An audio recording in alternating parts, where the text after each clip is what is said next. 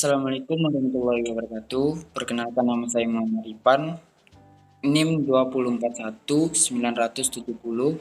Saya Bella Sapitri, NIM 204190184. Nama saya Ella Ramadana dengan NIM 204190189. Nama saya Wulandari, NIM 2041900. Nama saya Septeksa Putri, NIM 204190172. Nama saya Nova Lestari, NIM 204190177. Nama saya Haddad Farozi Ahmad, NIM 204190206. Saya Dinda Pangestuti dengan NIM 204190178.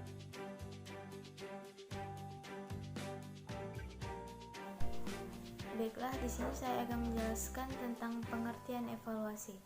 Pengertian evaluasi adalah sebuah istilah pembuatan penetapan tentang nilai yang menunjukkan sebuah rentang segala prosedur yang sistematis yang digunakan untuk memperoleh informasi umum mengenai belajar siswa dan pembelajaran yang telah dilakukan oleh guru. Menurut Omar Hamalik, evaluasi adalah suatu upaya untuk mengetahui seberapa banyak hal yang telah dimiliki oleh siswa dari hal-hal yang telah diajarkan oleh guru. Sedangkan menurut Suharsini Arikunto, evaluasi adalah kegiatan yang mengumpulkan informasi tentang bekerjanya sesuatu yang selanjutnya informasi tersebut digunakan untuk melakukan alternatif yang tepat dalam mengambil keputusan. Evaluasi pembelajaran adalah kegiatan mengolah, meneliti, dan mengumpulkan data proses dan hasil belajar yang dilakukan secara sistematis, keseimbangan, komprehensif, dengan menggunakan acuan atau kriteria penilaian, acuan patokan atau disebut PAT, dan penelitian acuan norma, dan sehingga menjadi informasi yang bermakna dalam mengambil keputusan. Terima kasih. Assalamualaikum warahmatullahi wabarakatuh.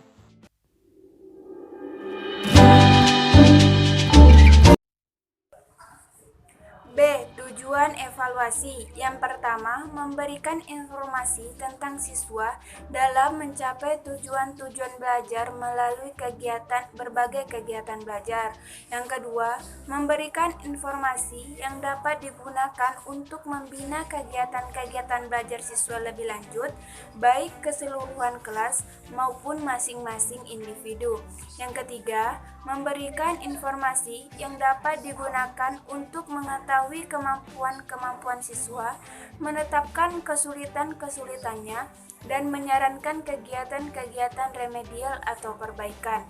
Yang keempat, memberikan informasi yang dapat digunakan sebagai dasar untuk mendorong motivasi belajar siswa dengan cara mengenal kemajuannya sendiri dan merangsangnya untuk melakukan upaya-upaya perbaikan.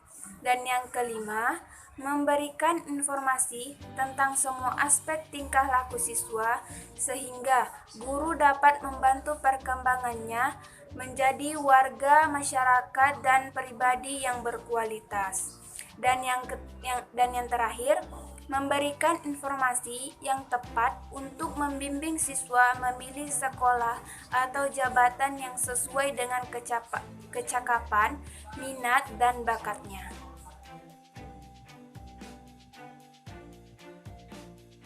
Di sini saya akan menjelaskan tentang ruang lingkup penilaian hasil belajar. Ruang lingkup penilaian hasil belajar yang mencakup ranah kognitif, ranah afektif, dan ranah psikomotor, bahasan utama ditekankan pada berbagai tingkatan kemampuan dari masing-masing ranah hasil belajar. Seseorang dapat dikatakan telah berhasil dalam belajar jika ia mampu menunjukkan adanya perubahan dalam dirinya. A. Ruang lingkup hasil belajar peserta didik. Seseorang dapat dikatakan telah berhasil dalam belajar jika ia mampu menunjukkan adanya perubahan dalam dirinya. Perubahan-perubahan tersebut dapat ditunjukkan diantaranya dari kemampuan berpikirnya, keterampilannya, atau sikapnya terhadap suatu objek. Perubahan dari hasil belajar ini dalam taksoni Bloom dikelompokkan dalam 3 ranah. Yang pertama, domain kognitif atau kemampuan berpikir. Yang kedua, domain afektif atau sikap. Dan yang ketiga, domain psikomotor atau keterampilan. Peserta didik dapat dikatakan berhasil dalam belajar jika pada diri mereka telah terjadi perubahan dari minimal salah satu aspek di atas. Contoh, perubahan dalam aspek kemampuan berpikir, misalnya, dapat terjadi jika perubahan dari tidak tahu menjadi tahu, atau perubahan dari tidak paham menjadi paham, dan seterusnya. Contoh perubahan aspek sikap, misalnya dari sikap yang buruk menjadi sikap yang baik, atau dari semua bersikap tidak sopan menjadi yang sopan, dan seterusnya. Contoh perubahan dalam aspek keterampilan, misalnya dari tidak dapat melakukan wudhu menjadi terampil berwudhu, dari tidak terampil melukis menjadi terampil melukis, dan seterusnya. Dalam pelaksanaan penilaian ketiga ranah atau domain penilaian hasil belajar di atas harus dinilai secara menyeluruh, sebab prestasi belajar siswa seharusnya menggambarkan perubahan menyeluruh sebagai hasil belajar siswa. Untuk itulah, guru pendidik dituntut untuk memahami dan menguasai beberapa aspek perubahan teknik untuk menilai beberapa aspek perubahan belajar peserta didik. Masing-masing tingkatan dalam setiap ranah atau domain menurut kemampuan atau kecakapan yang berbeda-beda dari setiap peserta didik untuk memberikan respon terhadapnya. Semakin tinggi tingkatan yang dituntut, semakin tinggi pula tingkat kompleksan jawaban atau respon yang dikehendaki.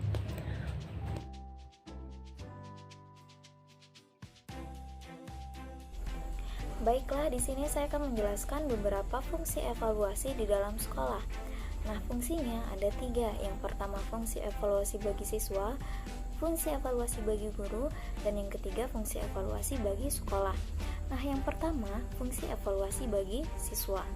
Nah, bagi siswa, evaluasi digunakan untuk mengukur pencapaian keberhasilannya dalam mengikuti pelajaran yang telah diberikan oleh guru. Nah, yang kedua, fungsi evaluasi bagi guru, yaitu dapat mengetahui siswa manakah yang menguasai pelajaran dan siswa mana yang belum menguasai pelajaran. Kemudian ada dapat mengetahui apakah tujuan dan materi pelajaran yang telah disampaikan dapat dikuasai oleh siswa atau belum. Kemudian dapat mengetahui ketepatan metode yang digunakan dalam menyajikan bahan pelajaran. Kemudian bila hasil dari evaluasi tersebut tidak berhasil, maka dapat dijadikan bahan remedial. Jadi evaluasi dapat dijadikan umpan balik pengajaran. Kemudian yang ketiga, fungsi evaluasi bagi sekolah. Yang pertama, untuk mengukur ketepatan kurikulum atau silabus. Kemudian untuk mengukur tingkat kemajuan sekolah, mengukur keberhasilan guru dalam mengajar. Kemudian untuk meningkatkan prestasi kerja, keberhasilan, dan kemajuan yang dicapai dalam pengajaran. Kemudian dalam semua evaluasi komponen dalam pendidikan layak dan diuji dijadikan sebagai objek dan subjek evaluasi pendidikan, yaitu ada siswa, guru, dan ada sekolah. Nah, siswa ini dapat menjadi subjek evaluasi bagi dirinya sendiri dan bagi guru serta sekolahnya, dan dapat juga menjadi bagian dari objek evaluasi yang dilakukan oleh guru dan sekolah. Kemudian guru dapat menjadi subjek evaluasi bagi program dan cara-cara dia mengajar. Kemudian sekolah dapat menjadi subjek evaluasi bagi siswa dan guru-guru yang ada di dalamnya, serta dapat juga menjadi sasaran atau objek evaluasi dari siswa dan guru yang bernaung di dalamnya. Nah, itu tadi fungsi-fungsi evaluasi.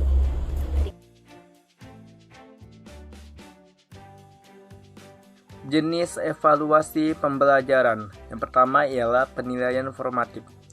Penilaian formatif yang dimaksudkan ini untuk memantau perkembangan atau kemajuan peserta didik selama proses belajar berlangsung, untuk memberikan balikan atau feedback bagi penyempurnaan program pembelajaran.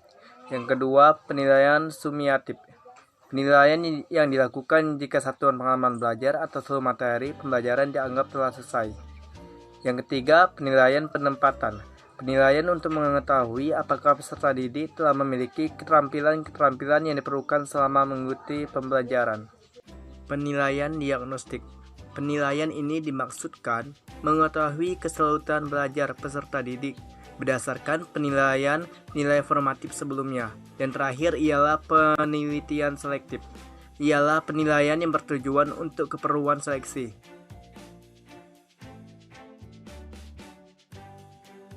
Teknik evaluasi.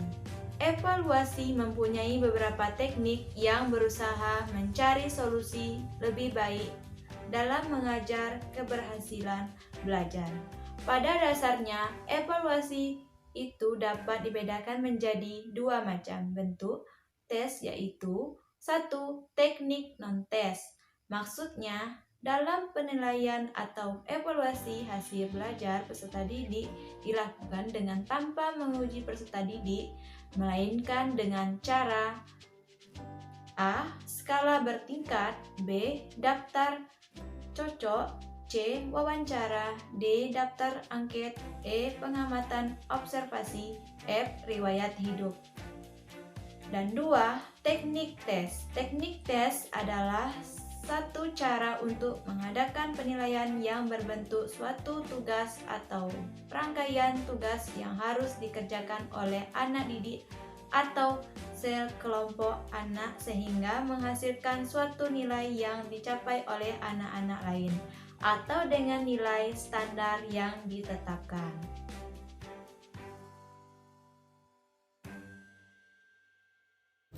Baiklah teman-teman, pembahasan yang terakhir itu adalah tentang teknik evaluasi pembelajaran. Teknik evaluasi pembelajaran itu dibagi menjadi dua. Yang pertama teknik tes dan yang kedua ada teknik non-tes. Yang pertama teknik tes. Teknik tes ini merupakan penilaian yang dilakukan untuk mengetahui kemampuan peserta didik pada aspek kognitif. Lalu ada 4 jenis penilaian atau teknik tes. Yang pertama tes uraian atau esai. Ini merupakan sejenis tes kemajuan belajar yang memerlukan jawaban yang bersifat pembahasan atau uraian kata-kata. Biasanya dimulai dengan kata uraikan, bagaimana, kenapa, mengapa, dan lain-lain sebagainya. Contoh, bagaimana pendapat Aristoteles mengenai pembelajaran matematika pada abad 21? Yang kedua, pilihan ganda.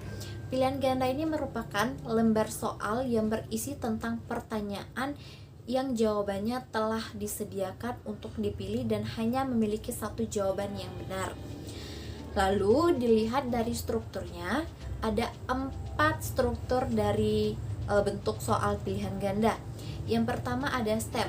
STEM ini adalah pertanyaan atau pernyataan yang berisi permasalahan yang akan dinyatakan. Yang kedua ada option atau pilihan atau alternatif jawaban. Yang ketiga itu ada kunci. Kunci ini merupakan jawaban yang paling benar atau yang paling tepat. Dan yang terakhir itu adalah distraktor atau pengecoh, yaitu jawaban lain selain dari kunci jawaban. Nah, pada jenjang sekolah dasar atau FI itu untuk option dari jawaban pilihan ganda itu hanya memuat 3, yaitu A, B, dan C. Tetapi kalau pada jenjang SMP dan SMA itu sampai ke A, B, C, D, dan biasanya juga ada sampai ke E. Lalu yang ketiga itu adalah isian singkat.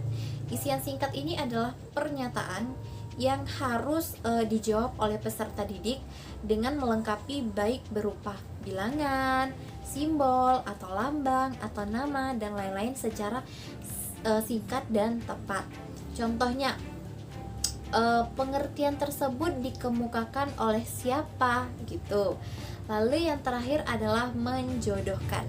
Menjodohkan ini adalah soal yang jawabannya telah disediakan di tempat yang telah diatur oleh pembuat soal sesuai dengan materi. Itu kalau untuk soal menjodohkan itu biasanya ada dua opsi, yang sebelah sini soal dan yang sebelah sini jawaban. Lalu yang kedua, teknik penilaian non-tes. Apa itu teknik penilaian non-tes? Teknik penilaian non-tes ini adalah penilaian yang dilakukan untuk mengetahui kemampuan peserta didik pada aspek afektif dan aspek psikomotor siswa. Ada beberapa jenis atau macam-macam dari teknik penilaian non-tes. Yang pertama, observasi atau pengamatan, yaitu pengamatan yang dilakukan terhadap kegiatan untuk mendapatkan informasi tentang apa yang sedang diamati atau sesuai dengan teori yang telah ada. Lalu yang kedua adalah wawancara. Wawancara ini adalah kegiatan mendapatkan informasi dengan melakukan tanya jawab secara langsung atau tidak langsung. Secara langsung maksudnya gimana? Maksud secara langsung yaitu kita wawancara orangnya itu ada di depan kita, yaitu secara tatap muka, ketemu gitu. Kalau secara tidak langsung itu maksudnya bisa diwakilkan dengan orang yang emang benar-benar mampu kita percayai untuk melakukan sesi wawancara. Lalu yang ketiga, angket atau kuesioner. Ini adalah seperangkat lembar kerja berisikan pernyataan-pernyataan yang harus dijawab dengan jujur. Lalu biasanya di dalam angket itu sudah lengkap sekali dengan format petunjuk pengisian, responden, serta data-data yang tergolong praktis, dan juga angket atau kuesioner ini merupakan alat pengumpulan data yang tergolong praktis dan juga dari segi waktu dan tenaga. Lalu yang keempat ada portofolio. Portofolio ini adalah alat pengumpulan data untuk mendapatkan informasi berupa dokumen-dokumen yang telah ada dan telah dilaksanakan dengan memperhatikan legal formalnya dokumen yang dibutuhkan. Lalu yang kelima itu ada unjuk hasil kerja atau hasil kerja.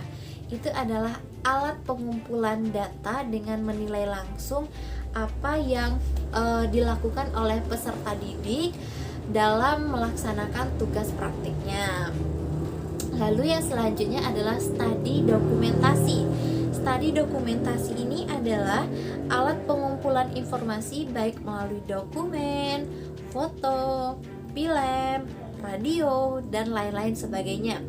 Lalu yang selanjutnya adalah sosiometri. Nah, sosiometri ini adalah alat untuk mendapatkan informasi tentang perkembangan peserta didik dalam lingkungan sosialnya, dalam lingkungan masyarakatnya. Lalu yang selanjutnya adalah biografi.